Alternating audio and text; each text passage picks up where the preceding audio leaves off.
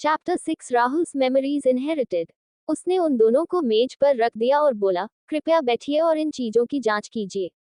ये मेरी सबसे कीमती चीजें हैं। एक middle grade elemental art aqua serpent है और दूसरा high grade elemental tactics magma fist है। पाउच में 2 मिड ग्रेड और 10 लो ग्रेड वाटर क्रिस्टल होते हैं। सभी सामान को देखने के बाद राहुल खुशी से नाचना चाहता था, लेकिन राहुल ने अपना संयम बनाए रखा और बोला, बेकार की सामान, वे शायद मेरे गुरु का ध्यान आकर्षित नहीं करेंगे, लेकिन मैं अपने गुरु को समझाने की पूरी कोशिश करूंगा। और आपके पास वर्तमान में कितने गोल्ड टेल हैं? मुझे दे दो, उनमें से आधे अभी मेरा दिन बर्बाद करने के लिए। हाँ, हाँ, कृपया एक क्षण प्रतीक्षा करें। बॉस ने जल्दी से मेज की दराज खोली, 2 थैली निकाले और कहा, यह मेरी सामान का आधा है। मुझे आशा है कि आप अपने गुरु को हमें बख्शने के लिए मना लेंगे। मैं आपसे विनती करता हूँ। उद्धरण चिन्ह। ठीक है, ठीक है, अब भीख मांगना बंद करो। मेरे गुरु मुझ पर बहुत अधिक ध्यान देते हैं, इसलिए वे तुम्हें बख्श देंगे।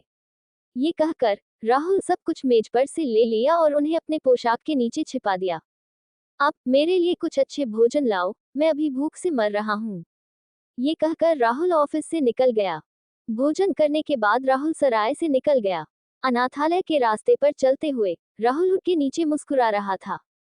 लेकिन मुझे विश्वास नहीं हो रहा है कि इस शरीर के पिछले मालिक यानी कि राहुल की मृत्यु एक गलती के कारण हुई थी। वास्तव में दुखद था। मुझे आशा है कि आपको शांति और एक अच्छा अगला जीवन मिलेगा।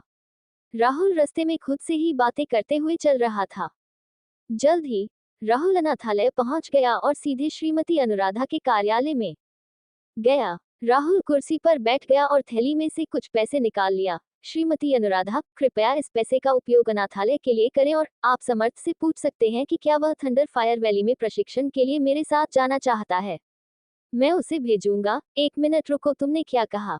श्रीमती अनुराधा राहुल को हैरानी शौक से देखने लगी, लेकिन श्रीमती अनुराधा के कुछ भी कहने से पहले राहुल अपनी बात कहकर कार्यालय से निकल गया।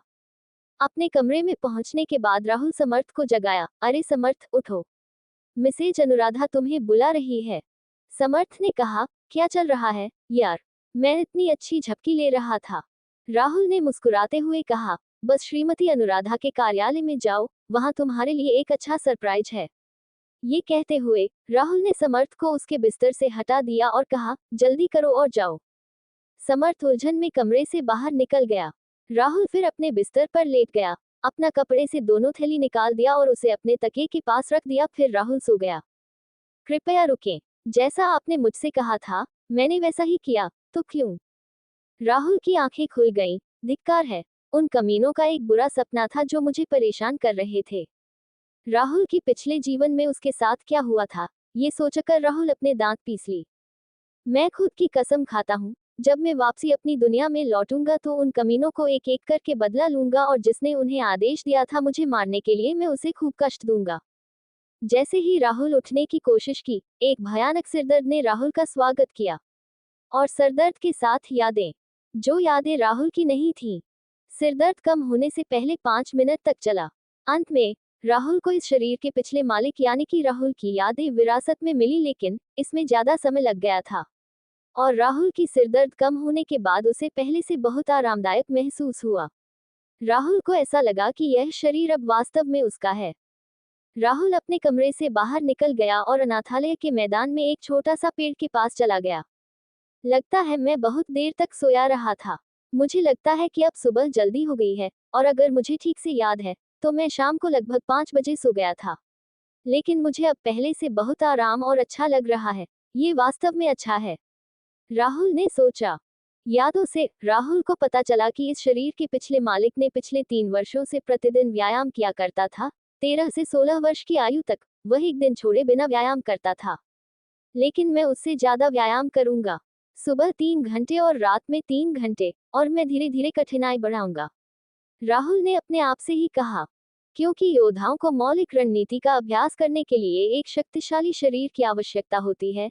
यदि उनका शरीर उनके शरीर के माध्यम से आने वाली कच्ची मौलिक ऊर्जा को सहन नहीं कर सकता है, तो वे या तो अपंग हो जाएंगे या पूरी तरह से उसकी मौत हो जाएगी। फिर राहुल ने तब तक पुशअप्स किया जब तक कि राहुल थक नहीं गया। फिर राहुल पेड़ की एक शाखा पर लटक कर पुशअप्स करने लगा। राहुल पुशअप्स करते करते थक गया और पेड़ की शाखा से नीचे गिर गया। दर्द सहते हुए राहुल कुछ पानी पीने से पहले कुछ मिनट आराम किया। फिर प्रशिक्षण का सबसे दर्दनाक हिस्सा के बारे में राहुल सोचा और राहुल अनाथालय के एक छोटे से स्टोर रूम में चला गया और स्टोर रूम में से एक रॉड लिया और अपने पूरे शरीर पर मारना शुरू कर दिया। राहुल पहले अपने हाथों और पैरों पर रॉड मारा, फिर राहुल अपनी टी शर्ट को छाती और पेट पर मारने के लिए उतार दिया, लेकिन राहुल हैरान रह गया। धिक्कार है, मेरे बाइसेप्स भी अच्छे नहीं लगते हैं। मैंने अभी तक अपने नए शरीर को वास्तव में कभी ध्यान नहीं दिया। मैं पतला दिखता हूँ, लेकिन मुझे नहीं पता था कि मेरी मांसपेशियां छिपी हुई हैं।